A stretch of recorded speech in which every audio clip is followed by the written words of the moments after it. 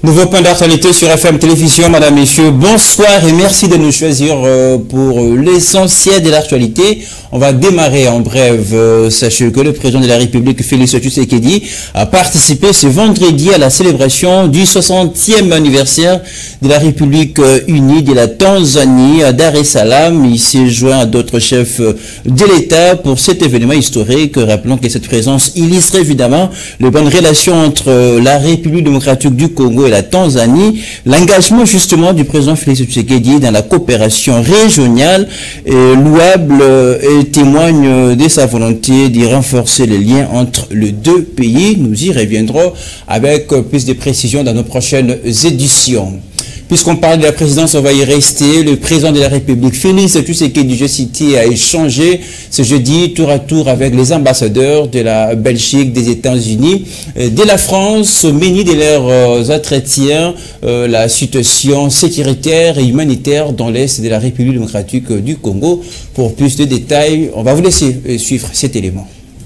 Le président de la République, Félix-Antoine Tshisekedi, s'est entretenu tour à tour ce jeudi à la Cité de l'Union africaine avec les ambassadeurs Roxane de Berling de la Belgique, Lissi Tamelin des États-Unis d'Amérique et Bruno Aubert de la France autour de la situation sécuritaire humanitaire dans l'Est de la République démocratique du Congo. Au sortir de cette rencontre, Roxane de Berling fait savoir ce qui suit. Avec le chef de l'État, on a échangé sur les différentes questions. Évidemment, en premier lieu, la situation sécuritaire dans l'Est où j'étais moi-même il n'y a pas si longtemps à Goma. Et j'étais encore jusqu'à ce matin à Bunia. L'ambassadrice belge a souligné que son pays est en train de former une brigade de réaction rapide. À son tour, Madame Lissi Tamelin des États-Unis a déclaré ce qui suit. J'ai réitéré un autre engagement de travailler étroitement avec le nouveau gouvernement de Madame la Première ministre et le peuple congolais pour renforcer la collaboration américaine dans tous les domaines et apporter notre soutien pour une solution pacifique de la situation sécuritaire dans l'Est de la République. Reçu en dernier, Bruno Aubert a affirmé que le point a été fait, le point sur le principal dossier de coopération sur le chantier engagé depuis la visite du président Emmanuel Macron l'année dernière à Kinshasa et en prévision du déplacement dans les prochains jours du président Félix-Antoine Tshisekedi Tshilombo à Paris. Voilà, l'actualité reste également la sortie de ce prochain gouvernement, puisqu'on connaît déjà la première ministre qui va sans doute diriger ce gouvernement. Mais on se pose la question à quand la sortie de ce gouvernement. Pour en parler, on fait appel à notre spécialiste chroniqueur maison pour des sujets politiques, Elvis Messi, avec nous sur ce plateau. Bonsoir et bienvenue. Bonsoir Lionel, bonsoir à tous les téléspectateurs qui nous suivent en ce moment sur la FM Télévision. Alors les Congolais attendent depuis plusieurs jours aujourd'hui la sortie de ces fameux gouvernement. Pourquoi ça traîne? Une première question. Bon, bien sûr que c'est une sortie très imminente et attendue par la population, mais nous devrions essentiellement savoir qu'il y a beaucoup de travail à faire sur cette question et il y a beaucoup des sujets il faut aborder auxquels Madame la Première ministre, qui venait d'ailleurs d'être une ministre du plan, et devra aussi se rendre compte de plusieurs situations auxquelles sa famille politique est aussi dedans, mais il faut aussi mettre un accent sur son invitation de tous les ténors de l'Union sacrée qui essentiellement devraient envoyer des listes pour que par la suite, elle puisse travailler au-dessus de ces listes pour qu'à la fin, le gouvernement soit promulgué ou encore les noms soient promulgués pour que la formation du gouvernement soit bien sûr qu'effective. Craignez pas vous que ça devienne une habitude pour notre pays, puisqu'on va rappeler, déjà pour avoir le nom de la première ministre, ça a pris beaucoup de temps, ça a été long en termes de négociations. Maintenant là, on a la première ministre. Pourquoi cette formulation? Permettez-moi de faire d'une pierre deux coups. Au Sénégal, on a vu récemment, c'est vrai, les enjeux sont peut-être différents, mais le Sénégal n'a pas pris beaucoup de temps pour formuler ce gouvernement. Bien sûr, Lionel Ngolo, mais nous devrions aussi faire une approche très analytique pour dire le Sénégal n'est pas la RDC, encore moins cette république qui a connu beaucoup, essentiellement des transhumances et des problèmes sur le chiquier politique, d'où on devra essentiellement noter qu'il y a eu, et bien sûr que qui est plutôt bien sûr quelqu'un qui est léthargie par rapport à la formation du gouvernement. Nous allons nous souvenir avec Matata Ponyo, Antoine Gizenga et autres premiers ministres qui sont passés, mais elle est une dame qui est venue nouvellement nommée par le président de la République. Nous devrions aussi mettre un accent particulier. Tout à fait. On parlera de ces choix portés à cette dame, mais rapidement, c'est vrai que le gouvernement sortant n'a pas convaincu par son travail, on va le dire comme ça. Quelles sont selon vous les attentes, les défis de ces prochains gouvernements? Et c'est vous qui le dites, moi j'estime qu'il y a beaucoup de préoccupations et des priorités majeures auxquelles devra s'épancher la Première ministre, mais notamment nous devrions aussi peut-être s'y pencher par rapport à cette question du bilan des gouvernements de Warrior auxquels Sama Lukonde était à la tête. Nous avions vu, nous tous, bien sûr que les pourcentages relevés par la population est un pourcentage aussi faible qu'on aurait pu penser. Mais déjà avec les prochains gouvernements, il y a les sociales qui demeurent une préoccupation. La situation sécuritaire dans la partie est du pays. Essentiellement, c'est d'ailleurs une très grande préoccupation majeure auquel la Première ministre devra s'épancher. Si essentiellement je devrais citer ou encore planifier 3 axes auxquels devra s'épancher la Première ministre, je vais parler de la sécurité et dans la partie est de la République démocratique du Congo où la situation demeure persistante. On va parler de la situation sécuritaire aussi à Kinshasa avec le phénomène Kuluna, la sécurité grandissante avec cette banditisme urbain et pourquoi ne pas parler aussi de ces phénomène qui est la délinquance juvénile avec ces jeunes Kuluna. Et ça, c'est une première phase, le premier axe. Le deuxième, je vais parler aussi de cet axe qui est le social des Congolais. Tout à fait. S'il faut épingler sur l'axe du social des Congolais, nous allons parler de l'inflation des dollars. Sur le franc congolais, mais nous allons aussi parler sur la hausse de prix de première nécessité. Tout à fait. Alors, malheureusement, on n'a pas beaucoup de temps pour les citer tous. Tous ces problèmes derrière les attentes pour ce prochain gouvernement. Mais en parlant de la sortie de ces prochains gouvernements, Vice-Métis, à la question de la taille, pensez-vous que c'est le moment de réduire la taille de ces gouvernements?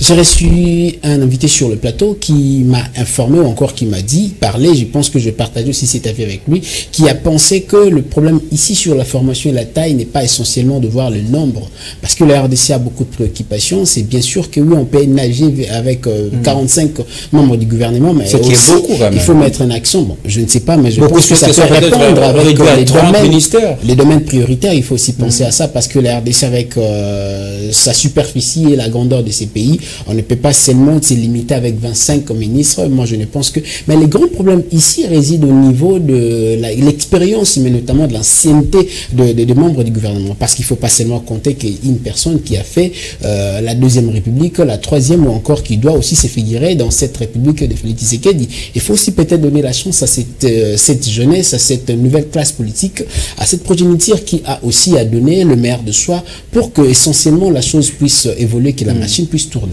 Alors, une dernière question en 30 secondes. Tout ça va reposer sur les épaules d'une dame. C'est d'ailleurs pour une première fois notre pays à une première ministre. Qui va partager son mandat avec le chef de l'État. Mais tout à fait, mais elle sera un petit peu dans l'œuvre, on va dire comme ça, mettre en pratique la vision du chef de l'État. Pensez-vous qu'elle a des épaules? La machine, c'est Judith Soumino Tuluka, nous le savons, mais aussi que si le chef de l'État a prêté plutôt son dévolu sur la personne de Judith Soumino Tuluka, pardon, j'estime qu'il a essentiellement évalué ses compétences, mais aussi de par les attributions qu'il doit essentiellement mettre sur ses épaules. Donc, quoi de plus normal que ça voilà, on reste optimiste, on va croiser les bras, on attend évidemment tout ce qui va se passer. C'est l'espérance. Mais c'est d'abord ce gouvernement qu'on attend. C'est l'espérance de tous, on espère avoir un lueur d'espoir par rapport à cet événement qui doit essentiellement changer la donne. Alors c'était Elvis Métis, notre chroniqueur maison sur des questions politiques. Merci d'être passé. C'est moi qui vous remercie, Lionel Ngolo, et merci à tous les téléspectateurs. Allez, on poursuit l'actualité. Comme vous le savez, les personnes vivant avec handicap désormais disposent des droits légaux qui leur permettent voilà, d'évoluer. Et sans discrimination, voilà l'un des objectifs atteints par la ministre chargée des personnes vivant avec handicap, maître Irène Sambo Diata, je citais, qui durant son premier mandat a travaillé d'arrache-pied pour valoriser cette catégorie des personnes, évidemment conformément à la vision du chef de l'État. Reportage, Ruth Dinonzé, Torres Atibo. C'est une première en République démocratique du Congo. Les personnes vivant avec handicap sont désormais protégées par la loi et mises hors de toute forme de marginalisation. La loi portant protection des personnes vivant avec handicap et autres personnes vulnérables, promulguée par le président de la République, est un atout incontournable. La création du secrétariat général ainsi que la signature des différents décrets par le Premier ministre sont là les atouts apportés par la ministre chargée des personnes avec handicap, maître Irène Sambo. Cette femme compétente a abattu un travail de dur labeur pour doter la République démocratique du Congo d'un outil légal susceptible d'apporter le développement auprès de toute personne vivant avec handicap et celles vulnérables. Pendant le premier mandat du chef de l'État où ce ministère a été créé, Maître Irène Esambo a pu réaliser plusieurs innovations. Le premier résultat obtenu par le ministère en charge des personnes avec handicap et autres personnes vulnérables, c'est l'adoption de la loi numéro 22/003 portant protection et promotion des droits de la personne avec handicap. Avec ces premiers résultats que nous avons obtenus en 2022, nous avons continué maintenant avec force la réflexion sur l'administration de personnes avec handicap parce que nous avions déjà une orientation. C'est comme ça que nous avons mené des travaux avec les experts de la fonction publique. Ici, j'aimerais que vous soyez très reconnaissants au VPM Liaou, que vous connaissez bien, parce qu'il a compris la vision du président de la République et il nous a donné d'avoir accès aux experts de la fonction publique qui ont été pratiquement mis à notre disposition pendant plus d'une année pour nous accompagner dans la réflexion afin d'avoir l'administration appropriée aux personnes avec handicap. La vulgarisation de cette loi portant protection des personnes vivant avec handicap demeure les chevals de bataille de Maître Irène Esambo, ministre des personnes vivant avec handicap.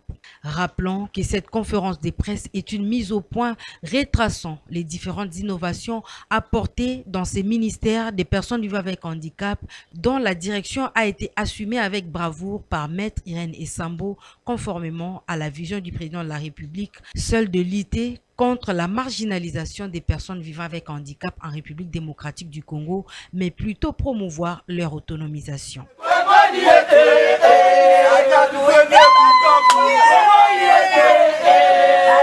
Autre chose à présent dans ce journal, qui pour diriger la ville-province de Kinshasa, les candidats se bousculent. Ça se passe entre une trentaine de candidats, mais certains d'entre eux seulement ont le profil pour les postes de gouverneur.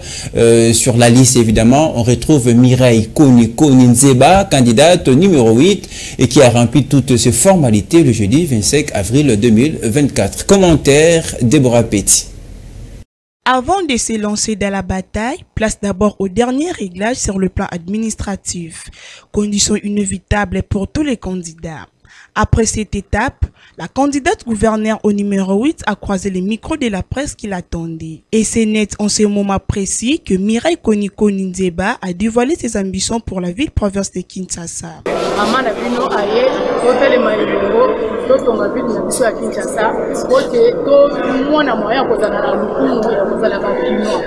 Parce que Bakino bazali sina valeur na modèle on va gérer ville ya Kinshasa moyen kinois azala na valeur ou kinoise bazana musala te pas problème ezali ebele bino moko bomoni yango mama lelo na telemi ona kolakisa bino bien que ceux qui ba mama ba telemi makambo bonga.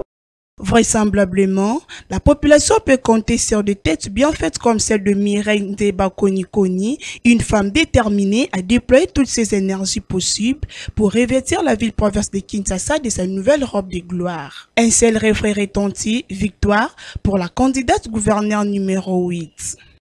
Et puis sachez que le président de la Fondation Maloua a effectué ce vendredi une visite de courtoisie et d'échange au patron de la police nationale congolaise Kinshasa, le général Blaise Kilimbalimba, pour son implication personnelle dans l'amélioration des conditions sécuritaires dans la ville-province de Kinshasa. Ridinonzei et Samuel Ilunga.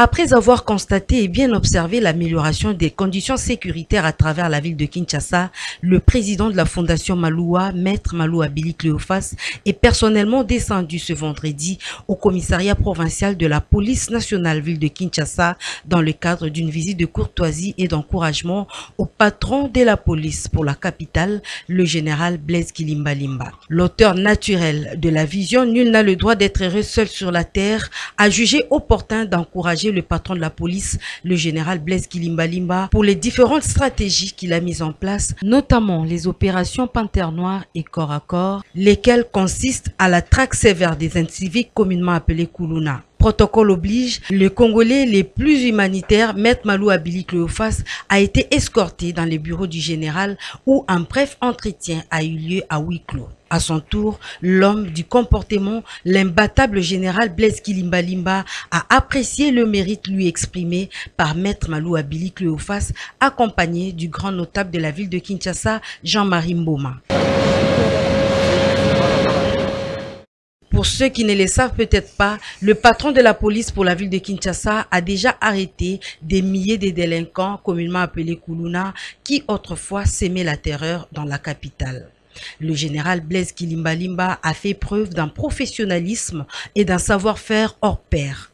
La preuve, c'est ces bruits entonnés par cette troisième vague de délinquants arrêtés et gardés avant leur évacuation à Kanyama-Kassese.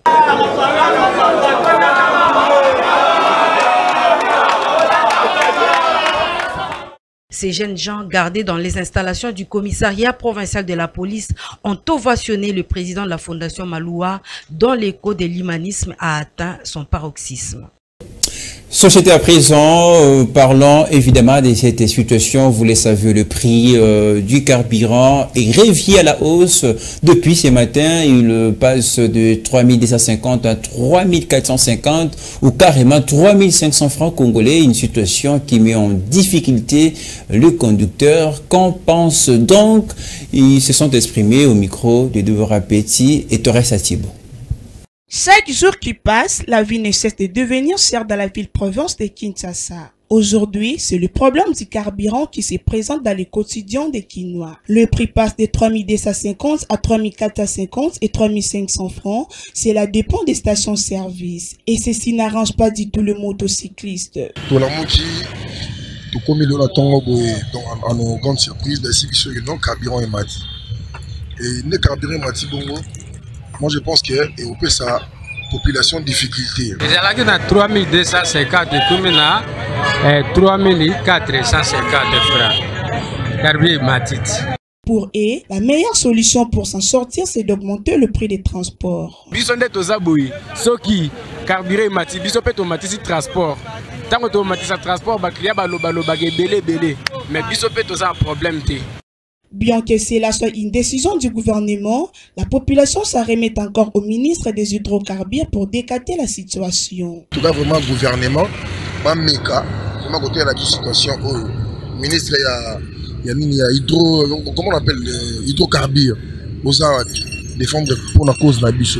Cette hausse des prix des carburants survient après la 133e réunion du Conseil de ministres où le Premier ministre sortant Samalou Kondé avait demandé au ministre intérimaire de l'économie nationale de suivre de près l'évolution de paramètres de prix des produits pétroliers. Après son instruction, un nouvel arrêté a vu le jour, prévoyant à la hausse des prix des carburants.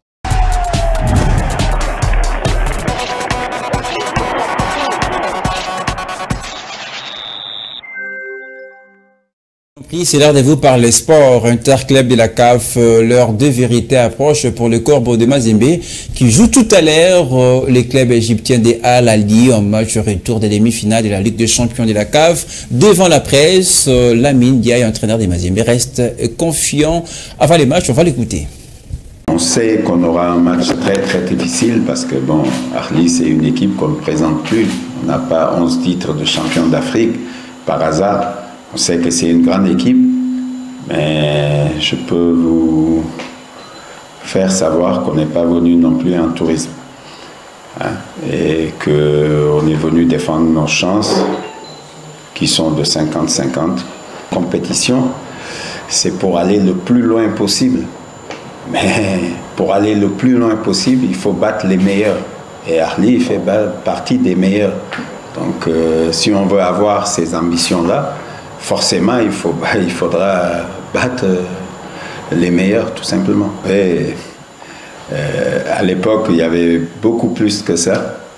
Je pense que ça montait jusqu'à 80 000. On sait que ça fait beaucoup de bruit.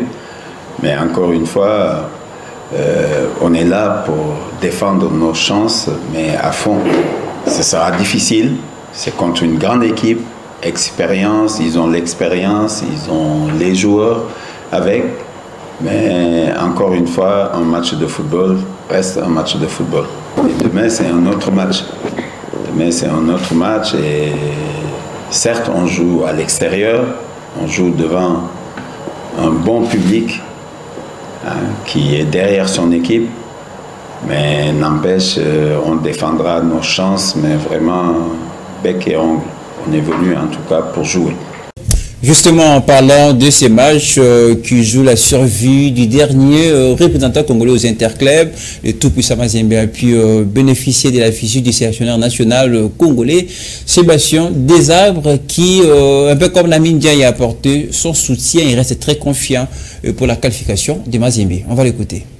La demi-finale de Ligue des Champions, match retour donc à la Ligue TP Mazembe, c'est important que je puisse suivre et voir les joueurs du TP Mazembe. C'est important, on les connaît, on les voit au pays, mais c'est aussi important de les voir en situation comme ça de pression forte, ce qu'on peut retrouver aussi à des fois en équipe nationale. Et puis la seconde, c'est hier, j'étais au match de Pyramide pour suivre également Fiston Mayele. Là, forcément, ce sont des matchs importants demain, parce que derrière, il y a une finale, il y a une potentielle également qualification à une Coupe du Monde des clubs, donc que ce soit pour le TP Mazembe, mais pour tout le Congo et notamment le football au Congo, c'est important que ce soit l'équipe nationale, que ce soit les clubs du pays, a le plus loin possible pour faire rayonner le drapeau du Congo. C'était là le tour d'horizon d'actualité sur la FM Télévision. Madame, Messieurs, merci de votre attention. Soutenez l'actualité reste en continu sur notre chaîne YouTube, mais également sur notre page Facebook. Très bonne soirée.